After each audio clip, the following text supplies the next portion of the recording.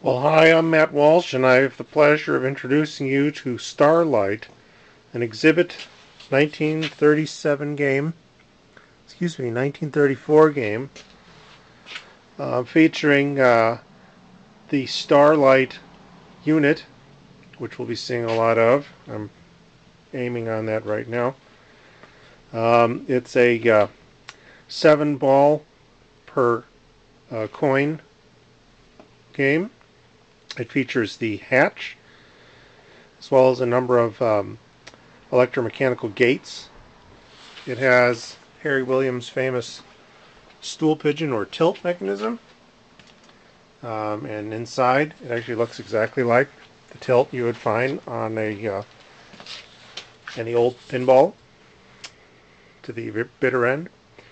And so let's just coin up and see what happens. This game uses the push sort of coin mech with very little security. Anything that's even roughly round and quarter-like, whether it has magnetic properties or bears insignia from the United States government, it's unimportant to this game. It takes it. Alright, so as the traditional ball serve, as this game has no ball interaction solenoids, and when you plunger it up, you may be lucky enough, like I just was, to get it in the hatch. When you get it in the hatch, the Star Lite mechanism activates. There's a gear and a coil and a damper and all kinds of things inside that cause this to rotate and change the different lights that are appearing. And whatever color light is on, that same color gate, in this case red, will be opened. And had there been a ball on those gates, the ball would then pass through into the holes. Now when I serve up the next ball, you'll see that the Star Lite resets and the gates go down. So they don't stay open after you've done it. Now also, kind of nice, and see now I've got a ball waiting to get the red on Star Lite. What's kind of nice is when you get it in the hatch, not only does Star Lite activate, but you get that ball back. So the game can go on indefinitely if you're able to keep getting in the hatch. So I've got one red, one on green. Let's see what we get here.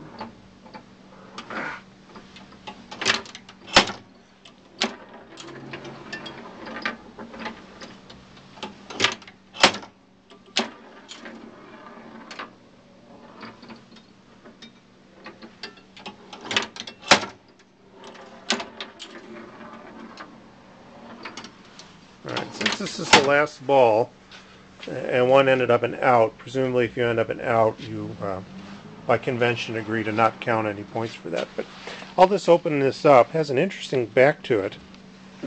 This is how you get the glass out if you happen to be the person who will own one of these.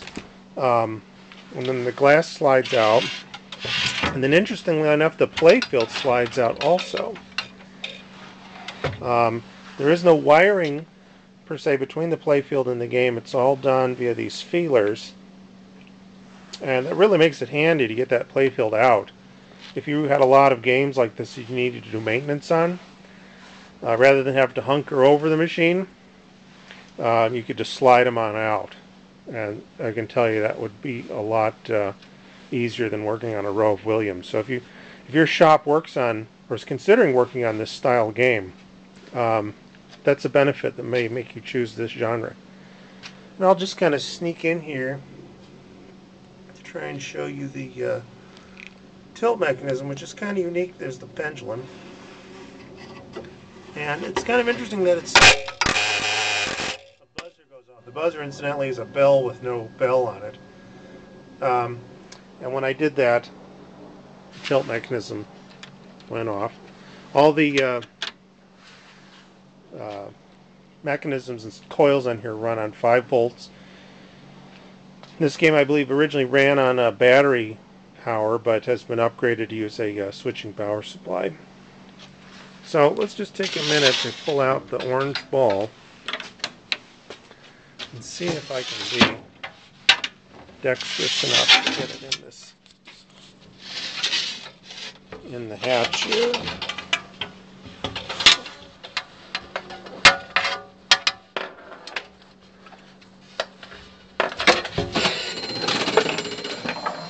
And you see that these two came down, the green ones came down, and the light is pointing to green. The green and the yellow are sort of hard to tell apart, but you have to take my word for it.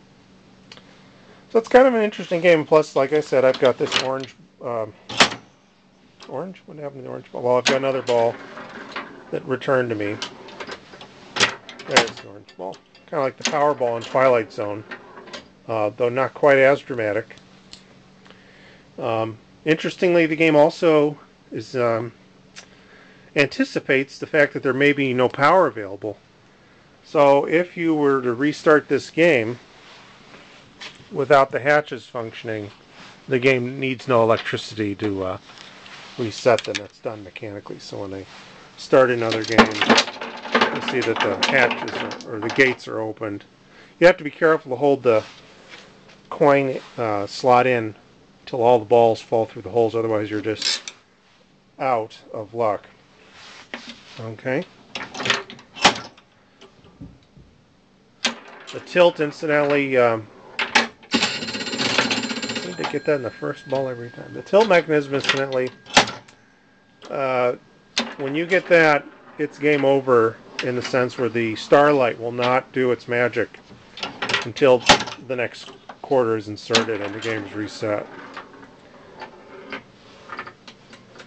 Now, perhaps your opponent and yourself could choose to decide whether or not tilt disqualifies any further points.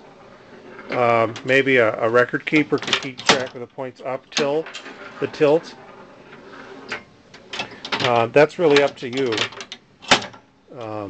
You might just completely disqualify the game altogether in the event of a tilt. Really, when the game doesn't have a computer, oh, that was a shame.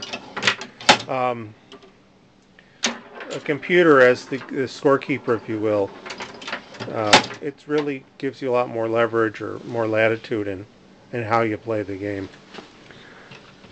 Let's reset this one more time. The mechanism for the Star Lite is really quite something. As an engineer, you know, you are always thinking about how much tooling and work went into designing something, and here we have one game that the world has forgotten, save this YouTube video and a few flyers, and yet some engineer devoted some massive design and some manufacturing tooling went into a mechanism just to make little gates open to cause marbles to drop. But this is a piece of pinball history, just like every other game that preceded it. So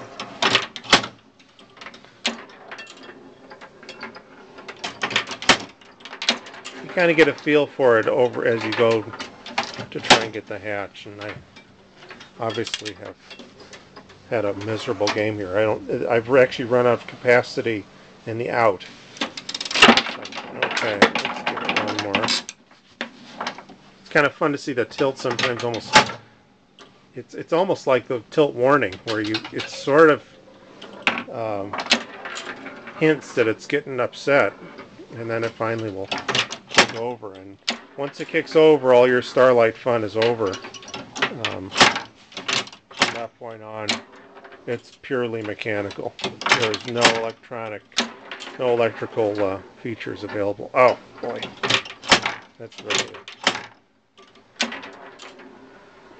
Oh, I can really see how these games were immensely popular during the Depression. They really are quite exciting. Will we get it in? And yet I have 10 seconds to go before the YouTube time limit, and we didn't. Well, there you have Star Lite.